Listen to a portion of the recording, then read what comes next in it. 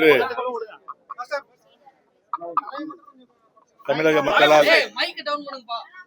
தமிழக மக்களால் கொண்டாடி தீர்க்கக்கூடிய பாசத்தோடு அண்ணா தம்பி என்று அழைக்கக்கூடிய தமிழகத்தின் வெற்றி கழகத்தின் தலைவர், தமிழக வெற்றி கழகத்தின் தலைவர், மாண்புமிகு தமிழக முதலமைச்சர் அண்ணன் விஜய் சார் அவருடைய கட்சியில இன்னைக்கு ஒரு அடிப்படை உறுப்பினராக இணைஞ்சிருக்கேன். கடந்த 7 ஆண்டு காலமாக அனைத்து இந்திய அண்ணா திராவிட முன்னேற்ற கழகத்தில் கொள்கை பரப்பு துணை செயலாளராக ஒரு 2 எம்எல்ஏ எலெக்ஷன், 2 எம்பி எலெக்ஷன், இடைத்தேர்தல் என 7 வருடம் சுற்று சூறாவளி பயணம் செஞ்சு பிரச்சாரம் பண்ணியிருக்கேன். இந்த தாவேக்கால இணைஞ்சதுடைய முக்கிய நோக்கம், நடந்து முடிந்த சட்டசபை எலெக்ஷன்ல மாண்புமிகு முதலமைச்சர் திரு விஜய் அவர்கள் ஒரு அரசியலில் ஒரு மிகப்பெரிய புரட்சி செஞ்சார். அடிப்படையில எம்ஏ சமூக படி படிச்ச எனக்கு அது ஒரு பெரிய தாக்கத்தை ஏற்படுத்துச்சு. என்னன்னா, சாதி பார்த்து எந்த இடத்துலையும் வேட்பாளர் நிக்க வைக்கல, மதம் பார்த்து எந்த வேட்பாளர் நிக்க வைக்கல, பணம் கொடுத்து எந்த வேட்பாளரையும் ஜெயிக்க வைக்கல. இப்படி பல புரட்சிகளை பண்ணதுனால அவர் பால் ஈர்ப்பு ஏற்பட்டு இன்னைக்கு தாவேக்கால இணைஞ்சிருக்கேன். அரசியலுக்கு அப்பாற்பட்டு விஜய் சார் நடிச்ச குஷி படத்துல நான் அசோசியேட் டைரக்டர், அவர் நடிச்ச ஜில்லா படத்துல வில்லன். இது போக என்னை முதலா ஜெராக்ஸ்னு ஒரு கதையை சொல்லி அந்த படத்தை நான் இயக்குறதுக்கு எனக்காக ப்ரொடியூசர் தேடி அலைஞ்சு அவருடைய கார்லயே என்னை வச்சு கொண்டு போய் சுத்தினாரு. அந்த பாசம், அதுக்கெல்லாம் மேலாக அவர் எந்த காலத்திலையும் யாரையுமே காயப்படுத்தாத ஒரு தன்மை கொண்டவர். நான் ஒரு இடத்துல விஜய் சார் 28 வருஷமா பார்த்துட்டு இருக்கேன். யாரையும் அவ்வளவு சீக்கிரம் காயப்படுத்தவே மாட்டார். அந்த நற்குணம் அவருக்கு இன்னைக்கு வரைக்கும் இருக்கு. அவங்க அம்மா கூட சொன்னாங்க, அவருக்கு பிடிக்காத உணவை சமைச்சு வச்சா கூட வேணான்னு போயிடுவாரு தவிர சாப்பாடு பிடிக்கல, என்ன சாப்பாடு செஞ்சிருக்கீங்கன்னு ஒரு வார்த்தை கூட சொல்ல மாட்டாரு அப்படின்னு அவங்க அம்மாவே தன் மகனுக்கு என் பிள்ளை யார் மனதையும் காயப்படுத்த மாட்டாரு சொன்னது. அந்த இதெல்லாம் எனக்கு இன்னும் ஞாபகத்துக்கு வருது. நான் அதிமுக கொள்கை பரப்பு துணை செயலாளர் நிறைய இடத்துல பிரச்சாரம் பண்ணப்போ இந்த சட்டசபை எலெக்ஷன்ல விஜய் சாரை பத்தி ஒரு வீடியோ சொல்லியிருந்தேன்.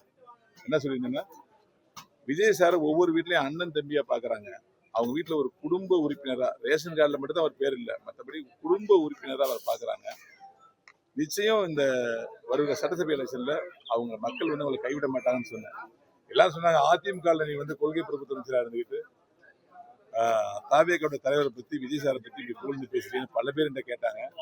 அப்ப என்ன ஒரே ஒரு விஷயம், உங்களுக்கு எல்லாம் விஜய் சாரை இப்பதான் தெரியும், எனக்கு 28 வருஷமா தெரியும்.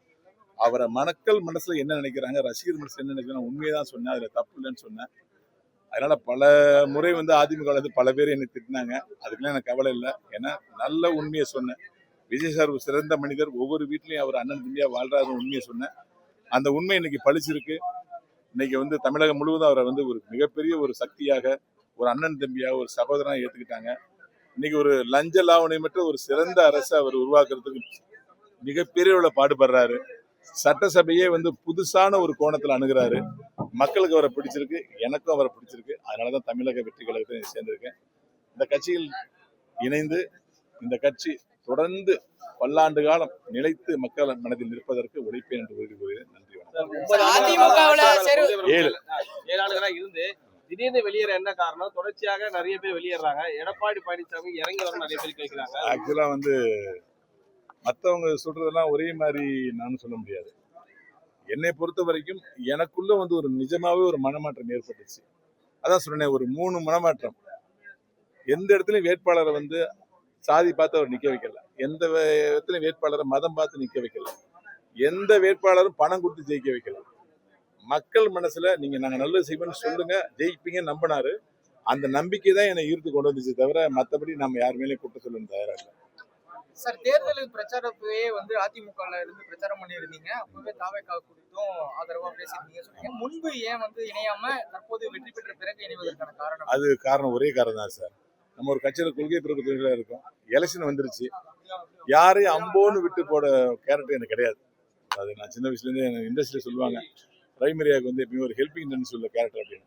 அம்போன்னு விட்டு போகக்கூடாதுங்கிற ஒரே காரணத்தால் தான் சட்டசபை எலெக்ஷன்ல ஃபுல்லா பிரச்சாரம் பண்ணேன். ஆனால் ஒரு இடத்துல கூட விஜய் சாரை பத்தியோ தாவேக்கா பத்தி நான் எந்த இடத்துலயும் பிரச்சாரம் பண்ணல. அதுக்கான வீடியோ யாருமே ஆதாரமா கொடுக்கவும் முடியாது.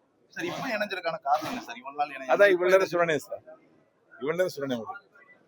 அதாவது அரசியலை வித்தியாசமான கோணத்தில் பார்க்கக்கூடிய தலைவர் கிடைச்சிருக்காரு.